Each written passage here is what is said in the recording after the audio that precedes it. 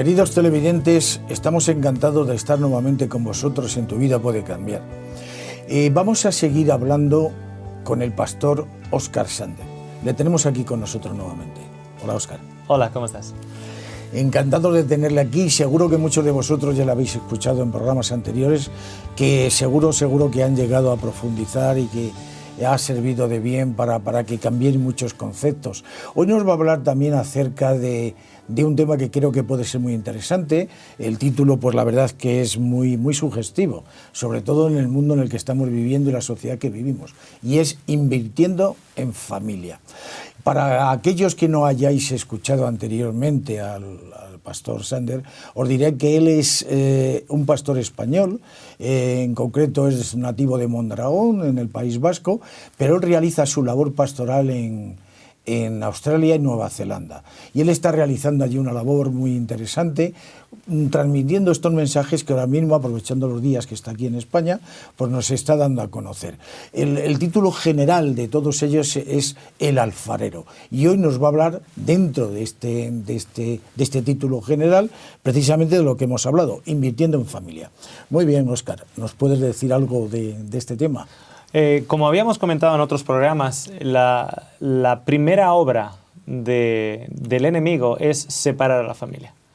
Y bueno, hemos estado aquí en Madrid ya unos días y nos hemos podido dar cuenta que Madrid no es inmune a esa obra de separación. El papá sale temprano, la mamá les sigue, los niños tienen que ir al colegio, comen en el colegio, luego tienen que ir a acostarse pronto. El papá llega tarde, no hay una comida al día en la cual la familia se sienta y coma. Como antiguamente era, pues se daba gracias por el pan de la mañana o se daba gracias por el pan del día y se hacía una oración y en familia comían. Simplemente algo tan básico como comer en familia ha sido totalmente vaporizado de nuestra sociedad y definitivamente nos hemos acostumbrado. Por el hecho de que yo viajo bastante y viajo a diferentes áreas en Australia y en Nueva Zelanda, puedo fijarme cómo ciertas familias viven. De hecho, pues según en mis viajes, normalmente me quedo en la casa de una familia.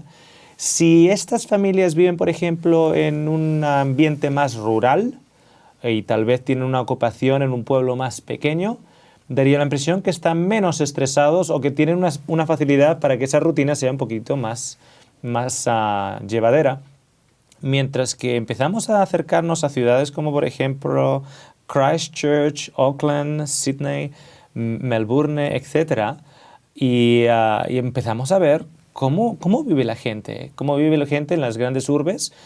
Por lo general, no que no afecte a aquellos que viven en el campo, pero cómo viven. Y es un paso que me asombra que todavía haya familias vivas con el paso que llevamos. Claro que sí, porque hay que reconocer que la familia actualmente pues está viviendo unas situaciones determinadas dentro de las costumbres que se han creado en la actualidad, ¿no? Una actualidad de consumismo, fundamentalmente de gran consumismo, donde el padre se marcha a tempranas horas y los niños tienen otra hora para ir al colegio, la mamá normalmente también trabaja en la actualidad y bueno, pues tienen dificultad para poder encontrarse todos juntos a una hora determinada, ¿no? Por eso lo importante de tu comentario y del título de este tema de invertir en familia, de buscar los momentos oportunos y de tratar de crearlos para que esa familia pueda estar junta y pueda convivir. Claro. Entonces, una de las cosas en las cuales invertimos en familia es algo básico, es comer en familia.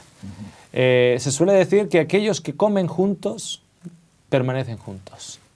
Aquellos que oran juntos permanecen juntos. Entonces, algo tan básico, mire, lo vemos en el principio del Edén. Nos dice que Eva comió separada del esposo. Yo sé que es un poquitito especulativo, pero al mismo tiempo hay un plan de mantener a la familia cuanto más separada. Mantener a la familia no como un núcleo, sino como átomos independientes, cada uno moviéndose en su esfera en sus responsabilidades como átomos independientes. Yo he estado en muchas casas, conozco a muchas familias a través del trabajo que hacemos. A mí me sorprende que el esposo ha estado todo el día fuera, entra en la casa, no da un beso ni a la esposa ni a los hijos. Eso es básico. Para mí, el mundo de hoy necesita ser reeducado en las cosas más básicas. Él ha estado 10 horas fuera de la casa. Entrar, darle un achuchón a la esposa y un beso y decirle, ¿cómo estás, cariño? Te he echado de menos hoy. Eso es básico. Pero tú sabes cuánta gente entra en la casa, no se han visto por 10, 12 horas. Y es como si nada. Entran, se saludan, hola, ¿cómo estás? Bien. Como si fuera el vecino, que no es el vecino, que es el esposo. No es el vecino, es la esposa. No es el vecino, es el hijo, es la hija. Es una educación básica. ¿Cómo invertimos en familia? Hay un número de cosas con las que podemos empezar. Evidentemente aquí nuestro tiempo es limitado, lo estamos haciendo a través de una entrevista. Los programas que llevamos del Alfarero son programas, de hecho, en los cuales tenemos un público en una sala en la cual exponemos estos principios, normalmente a través de una hora, y una serie de programas, y estas personas tienen la oportunidad de hacer preguntas, etc. Entonces, pero para resumir, ciertas cosas que podemos hacer para invertir en familia. Algo básico. Conseguir arreglar el tiempo para que, aunque sea una vez al día, haya una comida en la mesa, en la que los hijos, el papá y la mamá, si es posible, las circunstancias de cada uno, uno tiene que mirar las circunstancias. Si solo es la mamá y el papá, y desafortunadamente en estos días hay más de eso, bueno, hay que acomodarse a las circunstancias, pero coja a sus hijos, reúnelos alrededor de la mesa y siéntense. Y no solo a comer, sino a hablar de la vida. ¿Cómo va esto? ¿Cómo va lo otro? ¿Cuáles son tus sueños? ¿Cuáles son tus esperanzas? ¿Cuáles son tus dificultades? Hablar en la mesa. Eso de decir que nosotros venimos de la cultura mediterránea y que aquí en España se vive como en ningún lado, déjenme decirles, yo vengo de Australia y aquí en Australia y aquí en España se vive igual de rápido que se vive en Australia, igual de rápido que se vive en Auckland, en Nueva Zelanda. Claro que sí. De ahí la importancia, efectivamente, de que, en base a lo que tú estás diciendo, de poder conseguir, yo estoy totalmente de acuerdo contigo, que al menos una vez al día, la familia pueda estar reunida, pueda elevar una oración de agradecimiento al Señor, todos juntos, dándole las gracias por estar juntos, por la familia, por los alimentos que se van a tomar. Porque, claro, es que a lo que lleva esto es que cuando hay problemas, porque el padre va a trabajar, la mamá a trabajar y los niños se van al colegio, que normalmente en muchos casos también comen allí.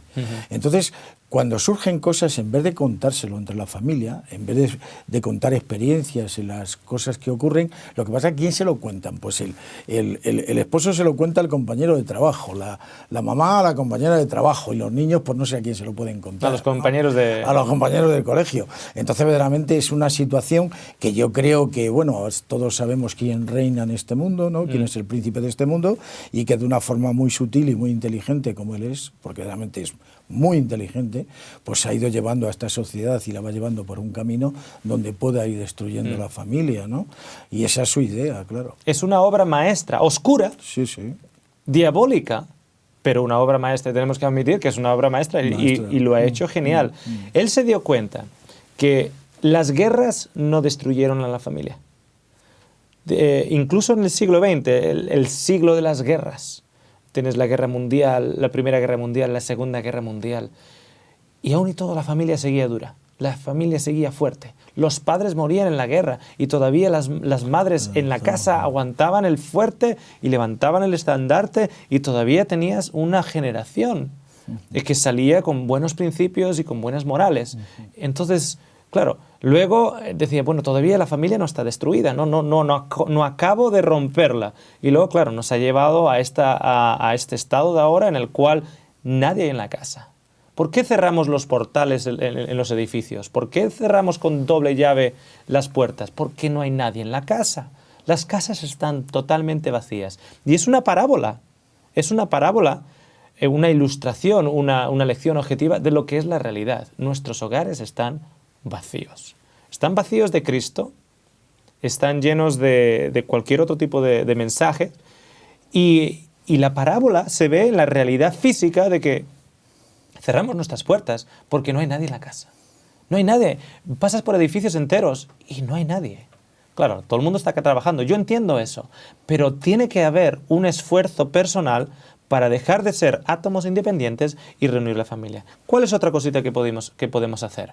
Aparte de tratar de conseguir una vez al día comer juntos. Que no se puede el desayuno por los horarios, que no se puede en la comida con los horarios, pues tratemos que sea la cena. Que no se puede la cena porque el papá trabaja de enfermero y tiene su horario de noche, etc. Que puede ser al desayuno, lo hacemos al desayuno, pero reunimos la familia ahí. Otra cosita que nosotros recomendamos es una vez al día reunir a la familia no solo alrededor de la mesa, sino al mismo tiempo alrededor en el salón o en la sala de estar y abrir la palabra del Señor y leer algo de la palabra del Señor y discutir qué es lo que el Señor quiere con lo que nos está diciendo de su palabra en el día de hoy. Por ejemplo, yo sé, por ejemplo, que aquí en España las noticias de los telediarios son a las 9 de la mañana, a las 3 de la tarde y a las 9 de la noche. O por lo menos hace años cuando yo estaba acá. Sí, sí. 9, 3 y 9. Sigue siendo así. Sigue siendo así. Sí, sí, sí. Ok. De la manera, por ejemplo, que nosotros lo hacemos en nuestro hogar. Nosotros no tenemos un culto de mañana a las 9, 3 y 9, pero allá en Australia, por ejemplo, nosotros nos levantamos bien temprano. Yo me levanto más o menos como a las 6 de la mañana y me voy a correr. Yo me pongo un MP3 acá y salgo a correr 10 kilómetros. ¿Qué estoy escuchando? Bueno, estoy escuchando o bien mensajes espirituales que me estén enriqueciendo o música espiritual. Por ejemplo, me gusta mucho Johann Sebastian Bach, que escribió todas sus canciones clásicas para la honra de Dios. Así las firmaba, no con su nombre, sino para la honra de Dios. Entonces tengo bastantes canciones de música clásica de Johann Sebastian Bach y lo escucho. Voy corriendo por mis 45 minutos, regreso a la casa. Una vez que he regresado a la casa, me ducho y ya totalmente alerta, totalmente despierto, me arrodillo enfrente de mi cama y me doy al Señor. Porque yo no puedo ser un hombre como mi esposa me necesita sin que Cristo no esté conmigo para mostrarme el camino. No puedo ser un padre como mis hijos me necesitan sin que Cristo me muestre el camino. Entonces, para invertir en familia, primeramente uno tiene que invertir en su propia espiritualidad. Para mí, el salir de la casa sin un culto personal es suicidio espiritual en ese día. Es suicidio espiritual, porque no es que todo me vaya a salir bien, sino las tribulaciones del día, ahora tengo un Dios a mi lado que me va a dar instrucción y me va a ayudar en los pasos a seguir. Es un suicidio espiritual el salir de la casa sin culto. Pero no vale solo con mi culto personal. Yo abro la palabra y estudio tratando de buscar a Dios en esa palabra. Y luego tengo un librito de oración con diferentes nombres, decenas y decenas de nombres, a familiares, amigos, enemigos. Y voy mencionando su nombre y oro por ellos para el día de hoy. No me levanto y para ese entonces mi esposa también, ella también corre, los dos hacemos triatlón. Entonces ella también ha ido a correr, ha hecho su ejercicio, ha hecho su culto de mañana. Mi hijo se ha levantado.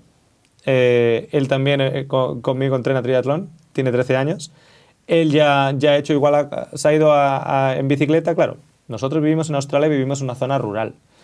Yo entiendo que aquí en Madrid no se puede hacer lo mismo, pero les digo un poquitito para ilustrar, no para que se copie, sino para ilustrar de dónde sacamos los principios. Perdona. No, simplemente quería decirte, ya que estás comentando, esto es un pequeño inciso, que tampoco está mal aconsejar a los jóvenes a hacer ejercicio, ¿eh? Ah, Es por algo supuesto. también muy importante. Por supuesto. Elimina toxinas y tenemos la mente bastante más abierta para captar ideas buenas, ideas interesantes. Por supuesto. Entonces, para el tiempo que yo he acabado con mi culto, mi hijo ya ha ido, por ejemplo, a entrenar con bicicleta, ya ha regresado y él ha hecho su culto. Él tiene su Biblia, él tiene su habitación. Él se pone de rodillas, se da al Señor y lee, por ejemplo, mi hijo lee los proverbios.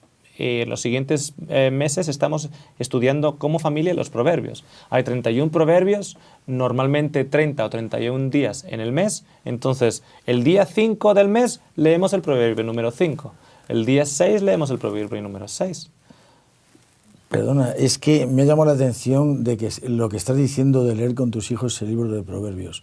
¿Sabes que yo cuando hablo con los jóvenes les aconsejo? Porque a mí me parece, Óscar, yo no sé si tú estarás de acuerdo conmigo, que parece, es para todos, pero es como si el libro de Proverbios fuera un libro especialmente dedicado a los jóvenes. Ah, por supuesto. Porque yo creo es un libro tan lleno de sabiduría, de tantos y tan magníficos consejos, que si un joven pudiera leer todos los días un capítulo de Proverbios, independientemente de otros, es algo que verdaderamente le haría un beneficio extraordinario, porque le iría llenando de sabiduría y de saber cómo caminar por la vida, claro, según la norma de Dios. Yo creo que el libro de Proverbios es fundamental para los jóvenes, claro, bajo mi punto de vista. Yo no sé, seguro, y además es fácil de seguir por ese detalle que tiene 31 capítulos y uno puede seguirlo con el mes.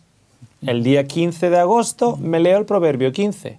El día 16 me leo el proverbio 16. Y además es un libro que se puede repetir y repetir y repetir mes después de mes por un tiempo, por el hecho de que la cantidad de sabiduría condensada es tremenda. Entonces, mi hija ha hecho su culto de mañana, tiene su Biblia, se ha dado al Señor y ha leído el proverbio del día. Ella sabe, por ejemplo, que es el día 6, ha leído el proverbio del día. Mi hija pequeña ha leído el proverbio del día y se ha dado al Señor. Claro que el culto personal de mi hija de 9 años es sencillo, ella acaba igual en 5 minutos, se da al Señor, tienen su librito de oración, oran por los nombres y luego leen el libro de proverbios. Cuando todos hemos acabado prácticamente al mismo tiempo, funciona así. Nos vamos a la sala de estar. Y ahí cantamos una canción, un himno, damos gracias al Señor, comenzamos con una oración y del proverbio, por ejemplo, 5 o del proverbio 15, cualquiera que sea el día, leemos la mitad de los versículos. Pero no los leemos y cerramos el libro. Yo leo 2 y explico lo que yo creo de esos 2. Mi hijo dice, bueno, pues yo también veo esto en esos 2. Luego mi hijo lee otros 2. Luego mi hija lee otros 2. Mi otra hija lee otros 2. Mi esposa lee otros 2. Y llegamos a mitad del capítulo de Proverbios. Ahí cerramos, nos arrodillamos y yo llevo delante del altar de Dios, cuando digo el altar, simbólico evidentemente, claro, llevo a mi familia para que su espíritu, que tenemos que orar por ese espíritu todos los días, habite en nosotros, nos guíe, que podamos respetarnos los unos a los otros, etc. Luego, pues mis hijos hacen el colegio, yo voy a trabajar, mi esposa hace sus asuntos y luego tenemos una segunda comida al día en la que nos juntamos juntos, que es la comida de la tarde. ¿Okay? Durante el día no nos juntamos, pero la comida de la tarde. Ahí llegamos y es algo sagrado, digamos. Perdón, hemos tomado el desayuno, claro. Después del culto de la mañana tomamos el desayuno y luego vamos a las cosas diarias. A la tarde, la comida de la tarde, en el horario de allá Australia, digamos, es a las 5 de la tarde. Es como funciona allá. Nos juntamos, 4:30, 5, alrededor de la mesa. Juntamos las manos y hacemos una oración y damos las gracias por los alimentos. Y ahí discutimos lo que ha pasado del día. Mira, pues me pasó esto, me pasó lo otro, etcétera, etcétera. Discutimos eso. Luego, antes de que se vayan a la cama, vamos, cantamos una canción y abrimos el mismo libro de Proverbios, el mismo capítulo, y acabamos el capítulo a la noche. Es como que el capítulo quedó todavía abierto y lo acabamos a la noche. Cuando cerramos con oración, mis hijos se van a la cama. Cuando mis hijos han ido a la cama, yo voy y oro con cada uno de ellos, como padre. Yo voy allá, me arrodillo enfrente de la cama de mi hijo y oro. Y luego él ora. Y luego nos quedamos 5 minutos hablando. Porque cuando el día ya ha acabado, cuando las presiones del día ya han acabado, es cuando yo puedo llegar al corazón de mi hijo y hablarle de las presiones que puede tener a su edad, de los cambios fisiológicos que está experimentando a la edad de 13 años, de sus sueños. Él quiere ser carpintero, piloto y misionero. Eso es lo que él quiere ser. Entonces, ¿dónde descubro yo eso? Yo lo descubro a la hora de dormir, después de que orar por él, después de que él ha orado, de rodillas en su cama, hablando con él. Luego me voy y hago lo mismo con mis hijas, oro con ellas, etc. ¿Qué estamos haciendo? Estamos invirtiendo en familia. ¿Que eso me garantiza que no voy a tener tribulaciones? No, no, no, no. ¿Que me garantiza que voy a tener el matrimonio mejor del mundo? Para nada. Porque somos humanos y tenemos nuestros errores y tenemos nuestras cosas. Pero luego, antes de acostarme, que dedicamos me siento con mi esposa y hablamos del día, en la sala de estar, ella se pone de rodillas, yo me pongo de rodillas, ella ora por mí, ora por los niños, ora para que el Señor le dé sabiduría a su esposo para ser un esposo. Yo oro por ella para que Claro. y ella me escuche mi oración. Nos damos un beso y nos vamos a la cama. Es que, en base a lo que acabas de decir, de que tú pides la ayuda efectivamente del Señor para que te acompañe a lo largo del día, y con eso no tienes garantizado, como tú muy bien dices, que no vayas a tener problemas. El Señor no nos garantiza nunca que no vayamos a tener problemas, porque lo vamos a tener, pero sí nos garantiza que va a estar con nosotros y que nos va a dar fuerza para poder afrontarlos. Eso es lo que Él nos garantiza, porque problemas seguro que vamos a tener aquí. Yo quisiera hacerte una pregunta que la tengo en mente de hace con respecto a estos temas que hemos estado, de los cuales hemos estado hablando, y es que tú das el título a todos estos temas con un título, digamos, general, que se llama El alfarero. Y a mí me gustaría saber, y seguro que a nuestros televidentes, y perdona si a lo mejor he cortado con esto un poco el camino que estabas llevando, pues lo retomaremos.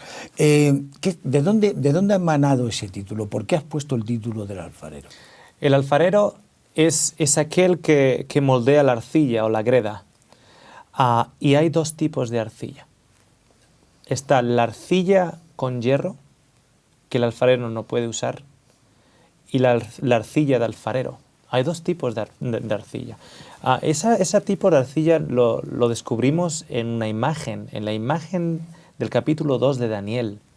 Hay una imagen con diferentes metales. Tenemos oro en la cabeza, tenemos plata en el pecho, tenemos bronce, y luego tenemos en las piernas tenemos hierro. Y luego en los pies, la imagen dice que tenemos hierro y arcilla. Lo que la gente normalmente, muchos de nosotros no nos hemos dado cuenta, es que en realidad hay 2 tipos de arcilla en los pies. Hay una arcilla que dice que se mezcla con el hierro. Y hay otra arcilla que no se mezcla con el hierro.